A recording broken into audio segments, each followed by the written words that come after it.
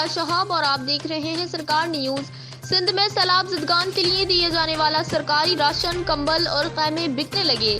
Team سرعام نے مختار کار قیوم لغاری کی میر پور خاص کے ڈی سی ہاؤس میں راشن اور کمبل بیچنے کی خفیہ ریکارڈنگ کر لی۔ ڈپٹی کمشنر زین العابدین کے حکم پر مختار کار قیوم لغاری کو گرفتار کر لیا گیا۔